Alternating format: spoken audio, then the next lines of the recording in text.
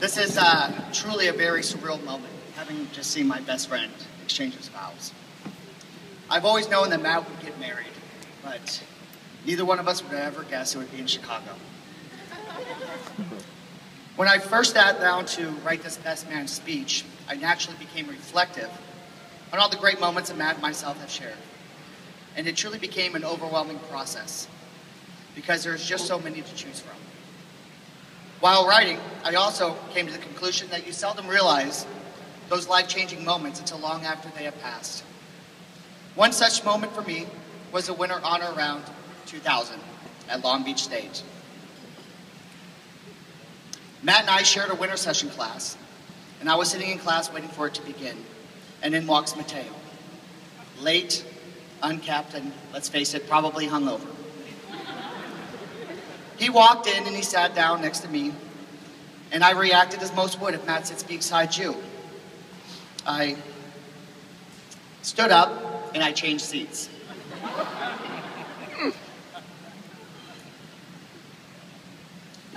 I then proceeded not to communicate with Matt for the duration of the 4-week class.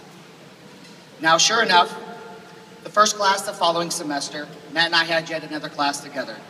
This time, when Matt finally came in to class, there was only one seat open. And you guessed it, that seat was next to me. Well, as it turns out, that was not such a bad thing. I got to know Matt a little during that semester, both in class and on Thursday nights at AI, Friday afternoons at Murphy's, and Belmont Station just about every other night. But the reason I'm here today in front of you is a crazy set of circumstances that I found myself involved in during that time.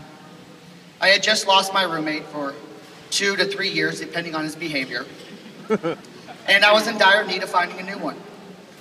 I literally went through every known acquaintance that I had to see if they were willing to move in. And I'm not going to lie to you, the very last person on my list was Matt Dempsey. Unbeknownst to me, Matt's parents, I think it's safe to say, had reached their wits' end with Matt and his antics. Call it timing or perhaps fate. Matt and his mom came over the following day to look at the place, and Matt moved in a few days later.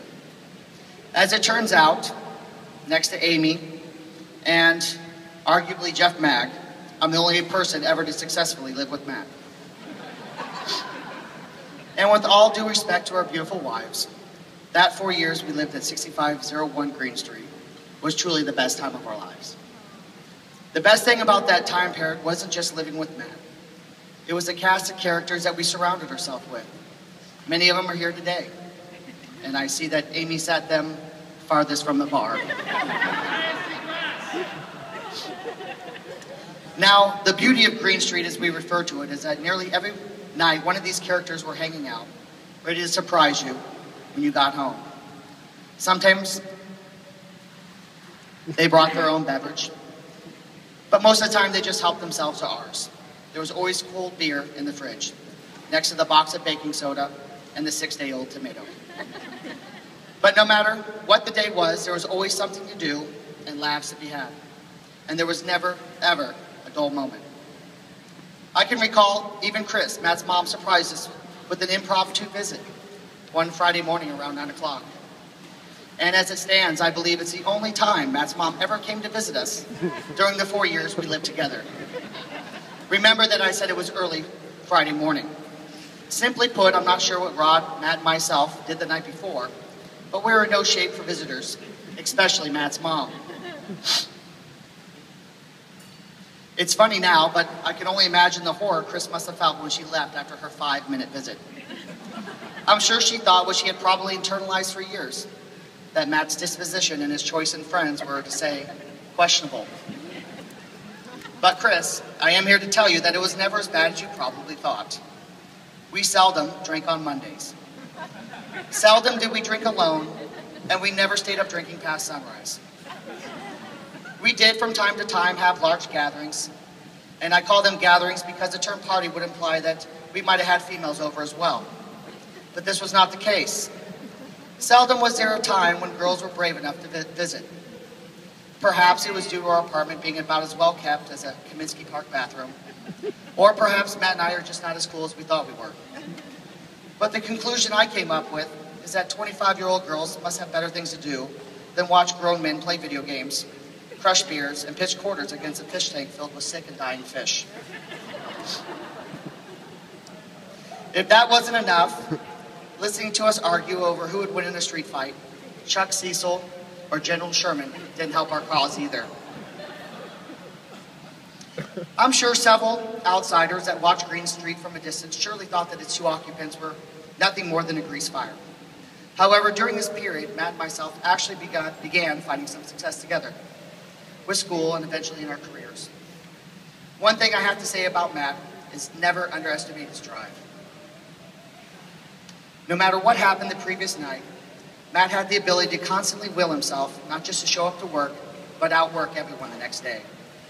To me, it is not coincidental that Matt has become as successful as he has been.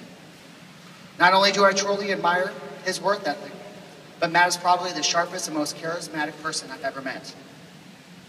But even with all his accomplishments and success, what most amazes me about Matt is that he continues to be so humble. That's a joke.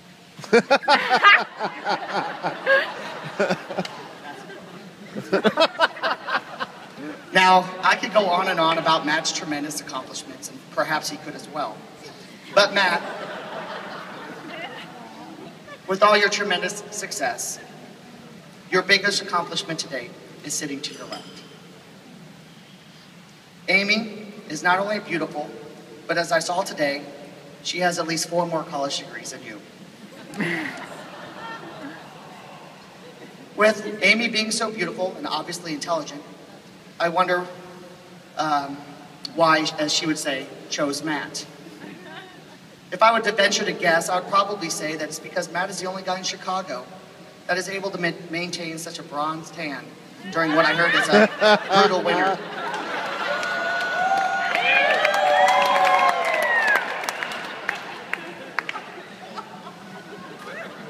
Or perhaps it is his unique fashion sense. Yes. The way Matt can pull off a unisex tank top and sunglass combo.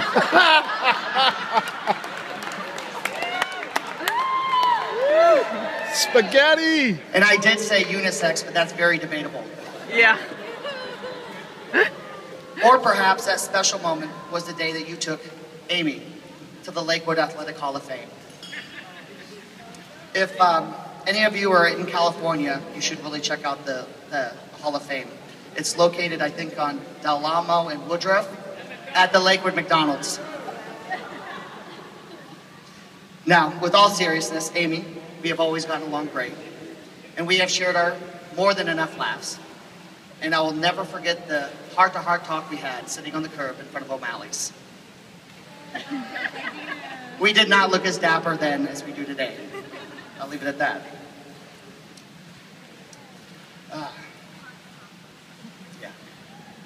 Now, as Amy would admit, I'm sure you would agree that there was some tension the day that you guys announced that you'd be moving to Chicago.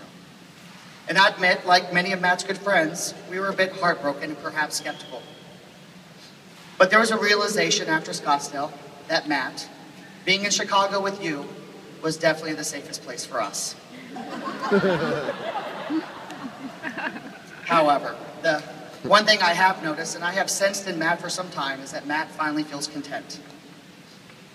Being in Chicago, buying a house, and most importantly, sharing it all with you, we are truly thankful you had provided Matt with this contentment. Simply put, you make Matt happy. Because you have all the attributes that Matt has to have in a wife. Besides being attractive, you surely must be incredibly thoughtful, caring, and most importantly, very forgiving. So in closing, I'd just like to say congratulations to you both. Enjoy your evening and your new lives you started building today. Cheers.